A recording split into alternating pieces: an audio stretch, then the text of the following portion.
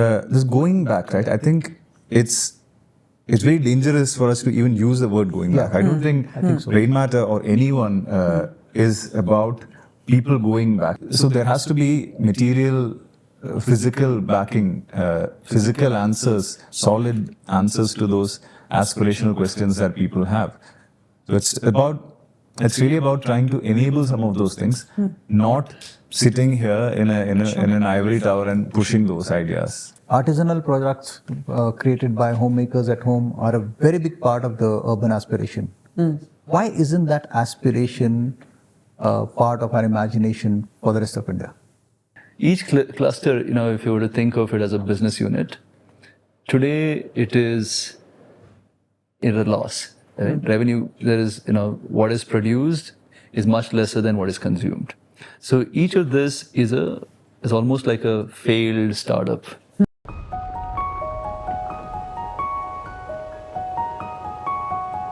So mentally you can never be at peace if you're constantly distracted. So this whole taking away the chat conversation in the evening or in the weekends, usually when I speak to the team, I think they thank for the company for that, because otherwise what happens is it could be 11 p.m. if you know that your manager can ping you, you're gonna be constantly wired. So we're thinking that there's no one out there thinking and talking health, and I think there has to be people, especially given all the lifestyle changes. We are sitting more than we ever sat. We are consuming fast food more than we ever have.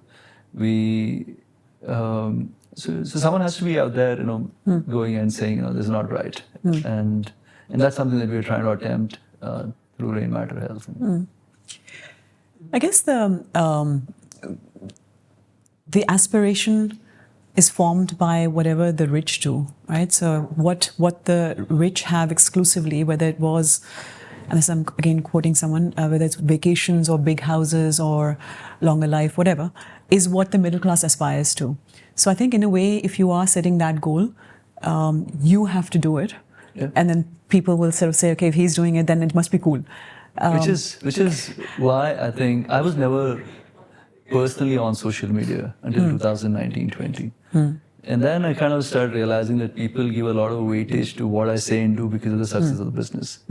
And amongst this obligation of success, I think it was also to go out there and make some of these things feel cool, which is think about health, think about giving forward, think about, not squeezing or not always constantly try to squeeze from your resource, right? So, and that's, I actually look at social media as that, more as propagating some of those things, which I think conversations that has to be happening out there in the mainstream media.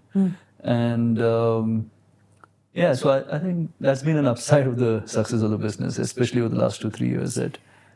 But you also quoted as saying that you're trying to influence other wealthy people. Right. Do you think that works? I mean, has it worked on you? Were you influenced by anyone on social media to say, okay, now I'm going to behave like this? No, like I said, I've read almost every Beyond Shaw Nod book.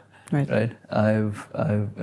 There's an amazing interview with him with Guy Raz, where he talks about how he thinks, and it's influenced me, and. So you need to write a book. You need to write a book. I think the book in today's world, I don't know. But what I'm saying is, I don't think it can influence everyone. But if you attempted, even if it did influence one person, I think it's worth taking a shot. Right? And then questions get asked. Like, for example, when we first did a ESOP buyback as a business, right? We did it right when COVID started. We thought people are generally panicking, it was not a trend in India, right? But we made ESOP buyback seem cool, right? It's something that a company should do. And then just string of ESOP buybacks. And then it's almost become like, I'm not saying the credit goes to us, but I'm saying around that whole conversation that started around saying, the team members who've been, because you give ESOPs and it doesn't really, if people can't ever see any, any value out of it, what's the point of ESOPs, right? As in, I think it is possible to influence leveraging some of the success. I mean, not even influence. I say nudge is what we use internally for this, So nudge people to think about it. Now, will they get influenced or not? It's not, doesn't.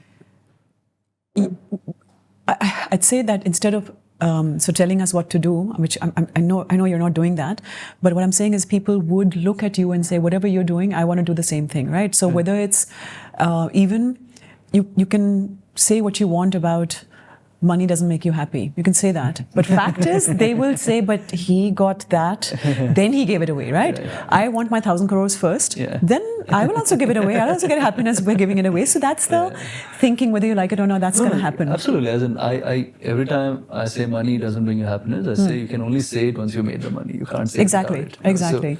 So absolutely. So I'm not saying people shouldn't have aspirations to get wealthy.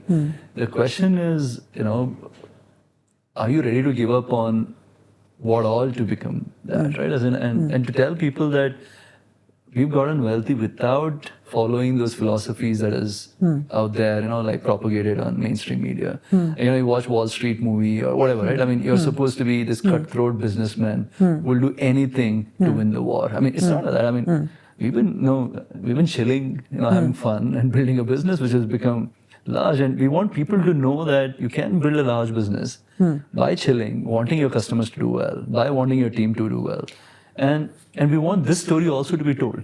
And it shouldn't just be that like every entrepreneur thinks that I need to do what this MBA book has told me, or what this because like internally, right? Not once have we ever gotten up in the last 12, 13 years of the business saying we need to get to this revenue, we need to get to this customer. Right. Like, we've said we will get up every day and try to do something better. Whatever has to happen, happens. Sure. Now, this philosophy is not taught anywhere, right? I mean, you can pick up any business book, any mainstream media, like movie or whatever, right? But it's worked for us, and people need to know that this can also work. That's about it. I mean, it's like what way they want to attempt. I mean, it's their call, right? It's worked, and as you've said this yourself, it's worked. You were able to do this because you were bootstrapped, and you were bootstrapped because you were at that point, at that place. Today, if you were to want to build this, it won't happen, right? The problem is obviously when somebody else is building a big business, they take capital, and you said we want people to invest in other capital. So the problem is obviously as an investor, if I am a middle-class person investing in risk capital in an entrepreneur, I need to get returns, and I'm not just I need that capital to live on my retirement, right? So it's only fair as an investor that I'm asking him to give a return. Right. Once he gets the money, he now has an obligation, and he should lose sleep at night to be able to give me a return, right? So I'm just saying that you're saying that, but it's because you just happen to build a bootstrap. No, it's not. Okay, so the thing is, a big issue today is, even when entrepreneurs go raise money, right? They're setting the wrong expectations, right? If you set the right expectations from the user, if I'm not going and saying, we have competitors who've gone and said there are 40 crore Indians who will invest in the markets by 2025. I'm like, dude, 5 crore Indians households make more than 30 or 40,000 rupees a month. So, 95% of India doesn't make more than 30, 40,000 rupees. I mean, how will they ever come invest in the markets? Right. Now, but if you raise money, setting the expectations to the investor that the target market size is 40 crore Indians, and your money can potentially become from 1 rupee to 100 rupees, then you're in a problem. But if you went to the investor and you were honest about the opportunity, and you said, whatever the philosophy of the way you want to build the business, and take the money from the right kind of an investor who's in it, for those reasons, right? Because public market investing and private market investing is completely different. Sure. You can think about just returns when you're doing a public market But when you're doing private market investing, I think just thinking about return isn't enough. So you have to kind of think of like a lot more. The risk increases significantly when you're investing privately. And what do you think of that? I mean, why does private market investing even need to exist? I mean, if these are the risks they run by saying the inflated TAMs and whatever else, the valuations are distorted. Right. The reason markets exist is because there's so many pairs of eyes that fall on that discussion, and we can argue about what the TAM is, and whatever the price settles at is the market price, right? I'm just saying this whole move, and we're going way off territory now, but this whole move to keep companies private for longer and just raise privately, is that healthy? See, this, what we're seeing over the last 10 years is an exception. It's never been like this, right? I mean, it's just that there's so much excess capital out there, which has led to companies behaving a certain way, right? I mean, like one of those things I keep talking about is how the reason for most private companies today not being profitable is really a tax arbitrage, which is, if you want to take money as an investor out of a company through capital gains, is a much lower tax versus if you want to take it over as a dividend, right? So every company is now incentivized not to give dividends, but to keep growing, right? And that's why we've ended up having so many companies which are not profitable. Now, has a lot of value created, yes, but we are just one incident away from 70% of them not being around, right? This funding winter in India, if it were to last 2 or 3 years, 70% of the startups out there, a Series B and above, won't exist, right? Because they've just built up non-profitable, unsustainable business because of this philosophy of the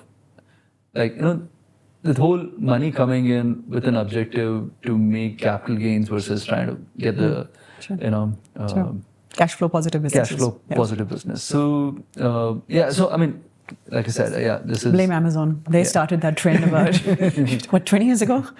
All I'd say is that at an individual level, people obviously have their limited lives and they have limited resources and time, right? So they have their family and work and whatever else. So very little left to do, and also everyone wants to be happy in the end. Okay, we have 80 years, we want to be happy, and if this is taking away from my quality of life, I will not do it. Actually, before I get to that, I mean, are you guys happy? That's a big question. I mean, I know these sort of meaningful. After doing all this, are you happy, Nithin? Yeah, I'm very cheerful. But you were happy anyway before you even started this, right? No, I'm generally a happy person. I think I got extremely lucky in life, so I'm very grateful to everything that's happened to me till now. So in that way, I'm happy, but I am, I do question what's the point of it all, right? And, get up and, why am I doing this types, And it's funny, I never thought, before the success, I thought successful people have an answer to this question, and the more successful people I meet, the more I realize that this question really, kind of permeates more amongst this crowd. I don't think most people who haven't really seen large financial success really get up every day and as many people question this. So I'm also trying to do different things to find some meaning to get up. And that's the thing. So when I ask people to take individual action, they say Nithin can afford to do it because he's got there, right? He has all the time in the world to go and do it.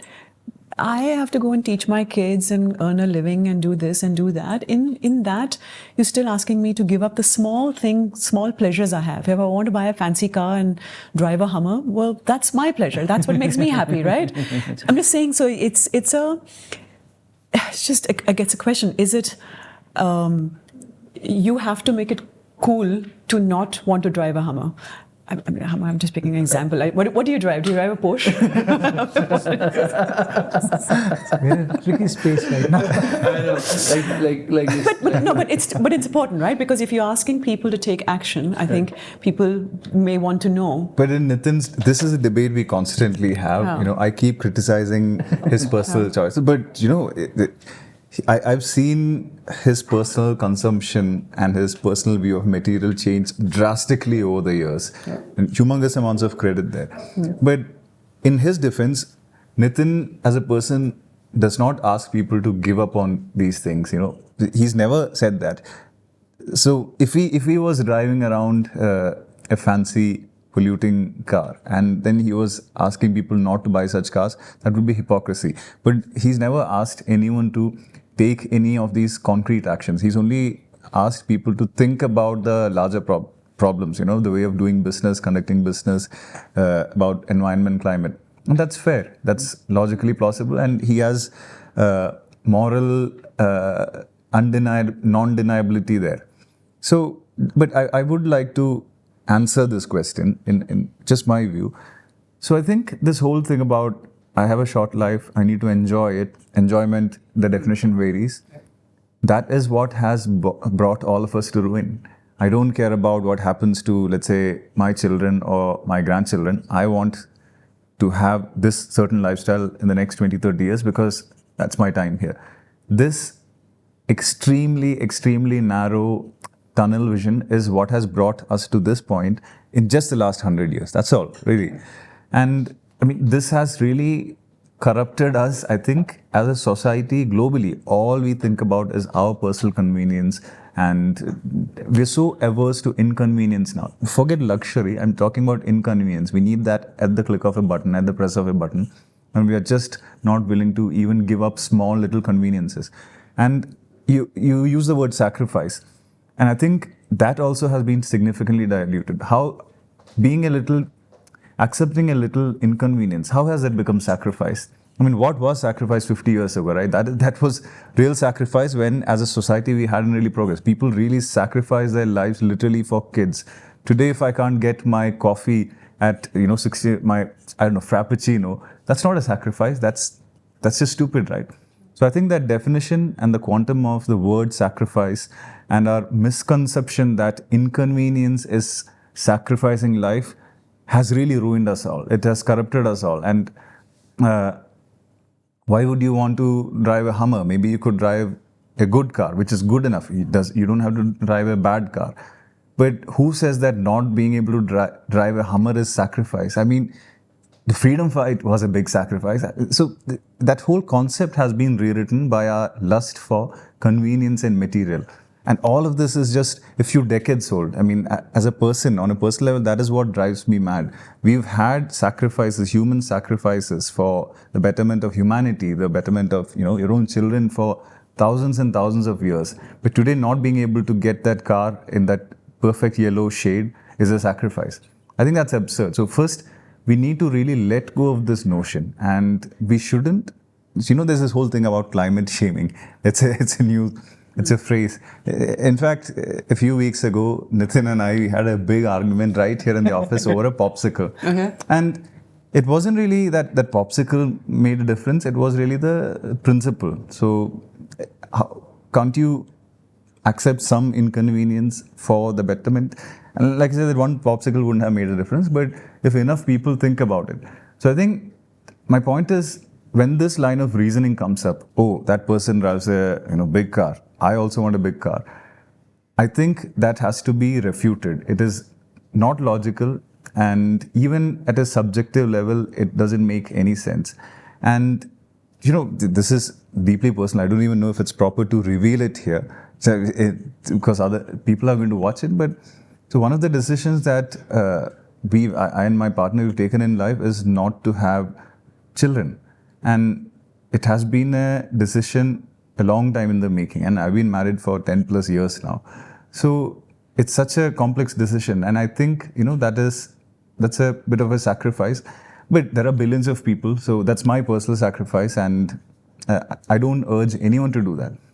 But I've taken that decision because I know for a fact, with huge amounts of evidence, that the next couple of few decades are going to be really, really bad. And Samir has an even bleaker way.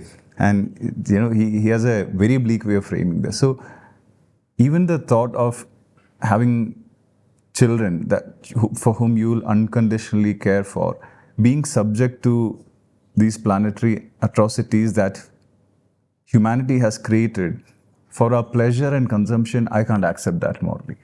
So that's what I've done, right? I mean, don't want to see a child be brought into this world.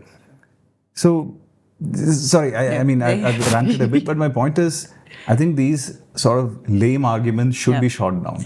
We shouldn't sugarcoat it. I agree with you. You're preaching to the converted. When I see people ordering one thing at a time with a big Amazon plastic packaging coming each time, it's like I cringe. Why can't you just bunch it all up and order in one go or whatever?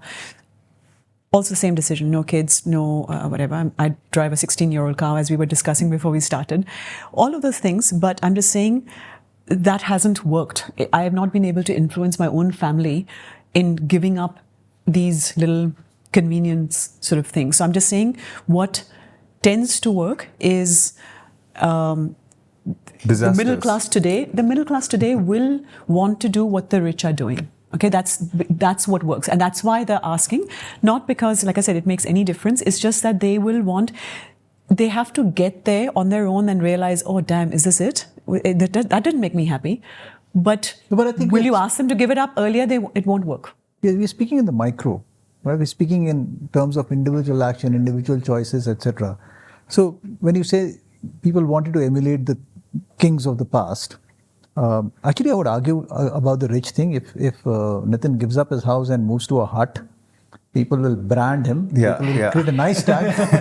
The goddess of convenience wins. Yeah. Right. And there's nothing new. There's this nothing is new. old as humanity. So, but I think we have a current set of choices, actions, objects available to us. Yeah. Schools, business constructs, etc. Can we imagine a different set of choices 50, 100, 500 years from now? If we are able to if you are able to at scale have this imagination, each of us will move differently on it. Your 5 choices that you choose to change might look different from mine. Sure. And that's all right. Sure. So I think all we can do is actually make people aware, and that's what I'm saying about people perhaps do need to know, okay, once I get there, I got there, I'm a little bit older than you, so I got there not at the same level of wealth, but I got there in the same point is, once I got there, it's like, my only aspiration was to have a house. Once I got there, overlooking Sydney Harbour, blue sky, blue water, I'm saying, is this it? That's what made me realize, okay, I don't want to do this anymore. At the cost of having to go to work every day and say yes, sir, to somebody, I don't want to do it. But everyone has to get there on their own, and all you can do is give them some aspiration. I feel they have to get there on their own. You cannot ask them to do. Absolutely. But I don't think that will change. Like I said, people have been aspiring to be materially wealthy for however long humans have existed. What changes now? So everybody's wanted shiny things, gold, seashells way back. And now people want money in their bank accounts and whatever material that is available today. But 5,000 years ago, people had the exact same aspirations. And there were people back then also saying that, wealth will not give you happiness. There have been emperors who've given up everything. Where has that message been lost? So this is really, as a species, this is the biggest flaw that we have, that we are unable to transmit valuable lessons to the next generation. So no matter how much we preach today, preach of the follies of wealth, no matter how much you say that material will not make you happy, I think it's pointless, because people have been saying it for thousands of years. But what we are trying to say is, you can't change how humans think. Our brains haven't really evolved at all. Maybe if we evolve to a better, maybe if our brains evolve, then we'll have the capacity to internalize all of this. Until then, it's going to be cyclical. People will keep repeating the same mistakes forever. But what we are attempting to do is, right now, just an attempt is to not really, these are all subjective, qualitative things, right? How people think their aspirations, but what is not subjective is the tangible destruction that is happening, and that is going to ruin everything for everyone. There'll be no aspiration, there'll be nothing left to aspire for. So we are trying to surface that, and maybe, and hope that maybe the systems change and people change their behavior, not because suddenly they've all attained enlightenment, but because, they don't want to see everything destroyed. It's that simple. I think it's futile to think that you can preach and change humans. That will never work. That has never ever worked. But there's something happening that can't be undone. So let everyone be conscious of that and act against that, not because they are, again, enlightened, but because it's all our responsibility. It's an existential crisis. So that's really the view. You can't preach and turn people, change people. Sure. Which kind of hopefully brings us to full circle in terms of why Rainmatter was started. And I think I've heard you say that in an interview, that what's the point of all of this if there's civil war, right? Because of both climate, inequality, which are the two biggest issues, I guess, they're out there, which I guess we're trying to fix. You can't build walls around your kids. I think they will have to live in this world only after you are gone. Anything else that I've missed that you want to put on the table? So my optimistic part comes from the next generation. Right. I think while we can't change them, they change themselves. I know of half a dozen people who have not taken up jobs with companies like Schlumberger because of what they believed. They've not opted to stay in the larger cities. They've opted to not buy cars or even have a driving license. The 20-something-year-old today is different from our generation. And they are ecological natives. They have grown up with this question. They have grown up with this thought in their head. And I think there's a chance that they will think very differently. Can we create a set of tools for them? You know, the people who have the ability, knowledge, wealth, etc. I think we can make that start now and hand it over. So that's an invitation to everybody who can to join us. Yes. Another optimist. Beautifully summed up. Yeah, I think so. Absolutely beautifully summed up. So I think that they will do it themselves. We are simply enabling and giving them tools to do it differently. Is that? Yeah, absolutely. Yeah. Anything else you want to end on? No, I mean, I think you know, like what Kay said or what you just said, you quoted me saying, I think people will attempt to solve some of these problems if they know that there's like an existential crisis, right? Because I don't see how, if this wealth inequality continues, how there won't be a civil war at the end of it. It's right. It's you know, I mean, we've had last 10 years of excess capital. Next 10 years of a bear market, you know, you don't know how this is going to end, right? As in, so yeah, I think we need to make a change when there's an opportunity, you know, in some of these things is what I think. I think that one question, that was a really important question, Samir and I didn't answer. Are we happy? Yeah, are you happy? I don't place a premium on happiness. I think it's a pointless chase. Okay, I guess that is another view. What is your North Star then? How do you live? I mean, at this point, I hope our kids can forgive us. Yeah. Right. I am momentarily happy. You know, when we do all of this, I'm happy. I'm happy when I spend time with my friends, my family, when I'm very happy and completely lost and zoned out when I work on projects that I like. But when I step back, sit alone and think, I'm not happy. And I don't think I can ever be happy. So I've accepted that. Just like Samir said, I'm not chasing happiness. But if you are constantly unhappy, you can't live. I'm happy enough to continue moving forward. And I know that these existential questions do not really have an answer. And I know that contentment I'm looking for is rooted in answers. So I'll never find contentment. That I've accepted that. So it's a certain kind of existence. Happy enough. Yeah. As you can see, we are long lost brothers. We had to find each other. Well, okay. Nathan, any other last words that you want to sort of add? No, I think you've covered everything. Thanks for doing this. Yeah, thank you. Thank you. Hopefully it was. It actually felt like a real podcast. Was this close to what? So you said this was prompted by some conversation you guys had, which you thought should have been recorded. Is this anything close to what where we went? I think you captured a lot of, because the thing is, even within the team, you know, forget for outside, I don't know if everyone gets why we are doing this. So this messaging has to happen within the team first. So I think whatever we spoke today is going to help in that. And I mean, you asked tough, tricky questions. And I was going to say, that's not me. I think the reason we are gelling is because I'm actually in your camp. Right. It's just that if we are to message to everybody else, we have to be the skeptical, cynic, I think some of your team members are that. Where, yeah, people are sort of, we have to answer them, Yeah, not you have to ourselves. answer I think we're already the converted. If we just say we're doing wonderful things and you just accept it, that doesn't work. So yeah, hopefully I.